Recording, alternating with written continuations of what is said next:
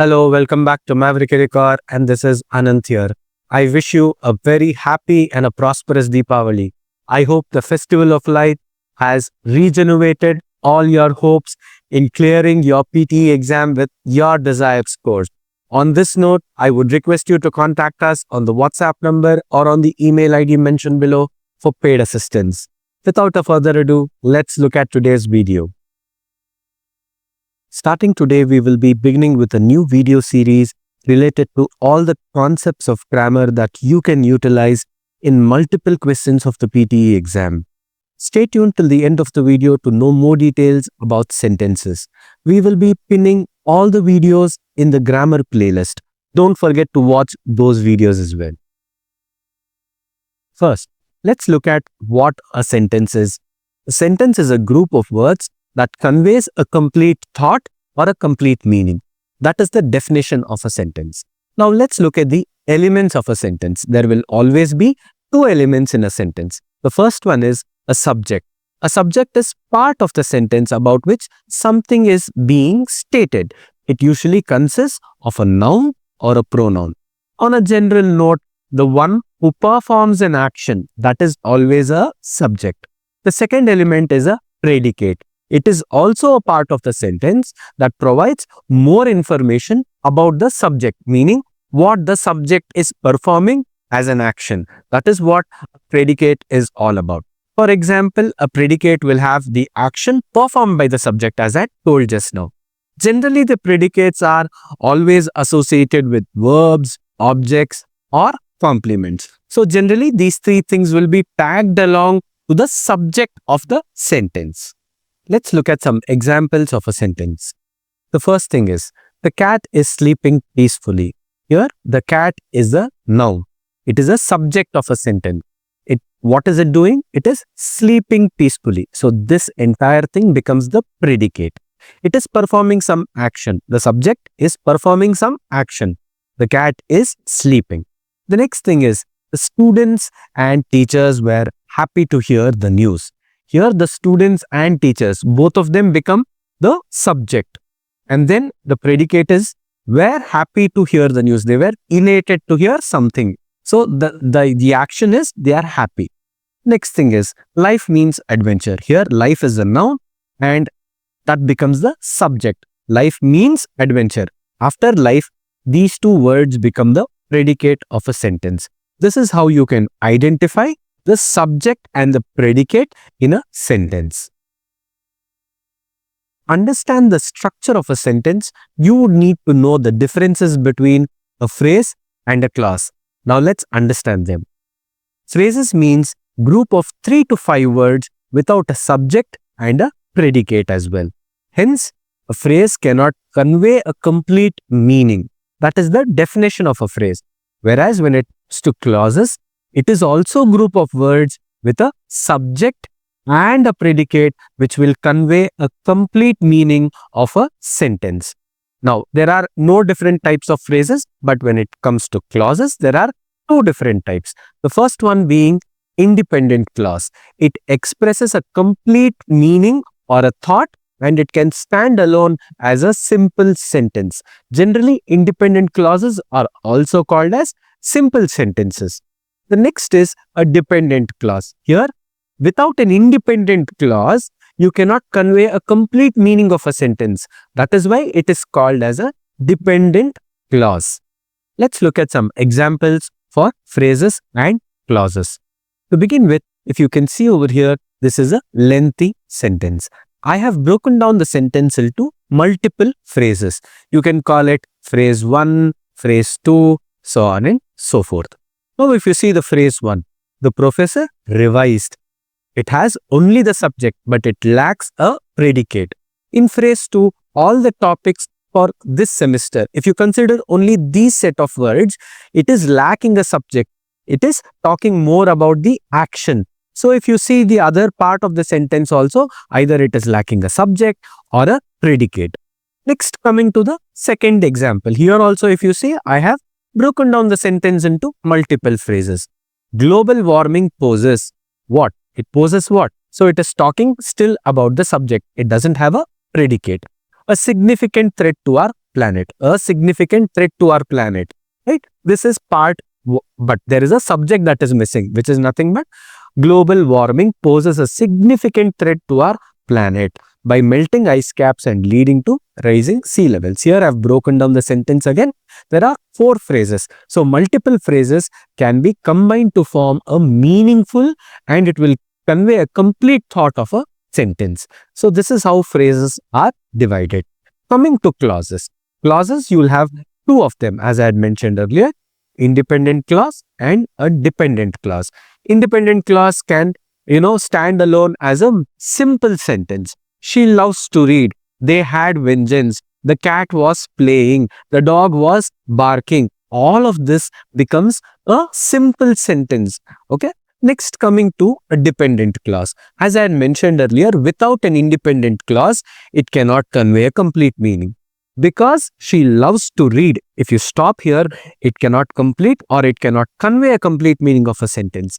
Hence, you must continue. She visits the library often. Here, this becomes an independent clause, whereas this becomes a dependent clause.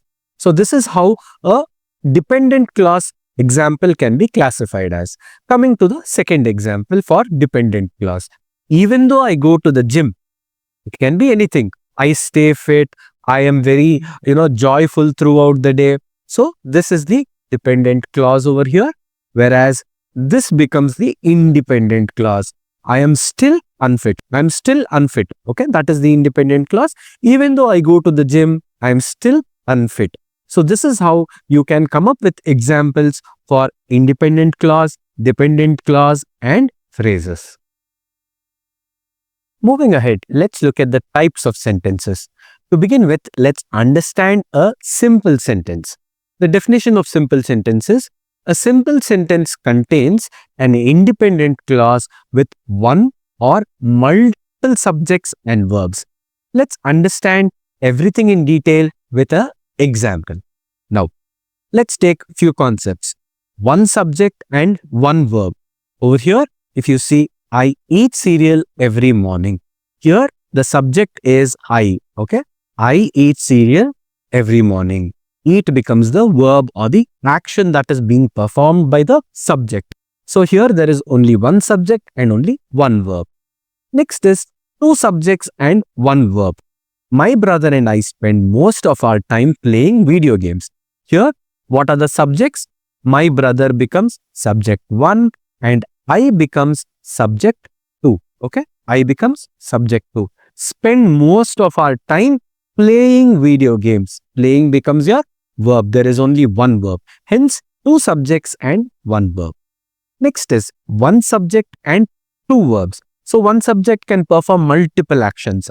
I like to eat snacks and drink coffee in the evening. Here, again, I becomes the subject, eat and then drink becomes the verbs over here. Verb 2 and verb 1. Coming to the next concept, 2 subjects and 2 verbs. Like I had explained in 2 subjects and 1 verb, it is a similar concept here. My brother will become subject 1, I becomes subject 2, like to eat snacks and watch TV. It becomes verb 1 and watch becomes the verb 2.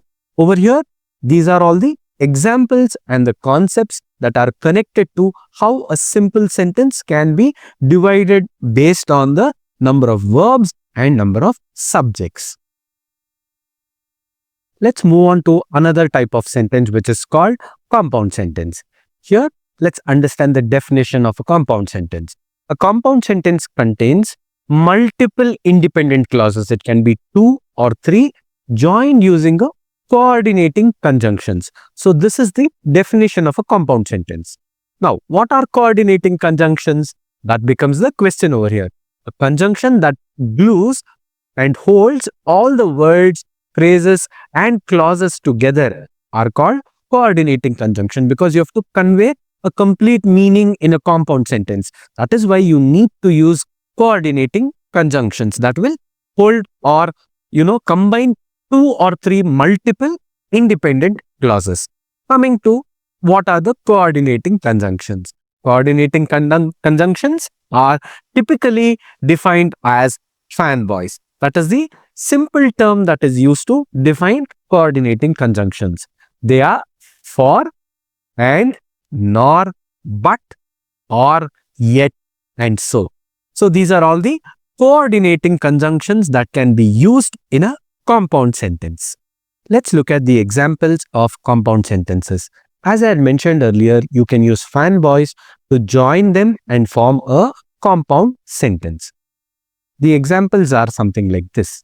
I enjoyed hiking for it allows me to connect with nature. I enjoy hiking for it allows me to connect with nature. Here I've used for to connect two independent clauses and make it as a compound sentence. The next one is and. The sun was shining and the birds were shining. Two independent clauses again. I've put a and to join them and form a compound sentence. Nor. He did not attend the event, nor did he inform about his absence. They both can perform as independent sentences. If you put a nor, it becomes a meaningful unit. He did not attend the event, nor did he inform about his absence. Coming to but. The weather was cold, but we still went for a walk. We still went for a walk is one independent clause. The weather was cold was another independent clause. If you combine both of them and put a but, it will make a meaningful unit. Next is, do you want to go for a run or do you want to stay at home? Here, you are having two options. That is why if you put a or in between, then it can convey a meaningful sentence. The next one is yet. The book was long, yet it was captivating. You are continuing, you are adding more information. The book was long and it was more captivating. That can also be there, but yet it was captivating, yet it was interesting. You can use both of them. The next one is so. She practiced every day, so she became a skilled pianist. If you practice every day PTE exam, then you can get good scores. Here, if the sentence is she practiced every day, so she became a skilled pianist. This is how you can form sentences using fanboys or compound sentences. Let's move ahead to understand the another type of sentence called complex sentence.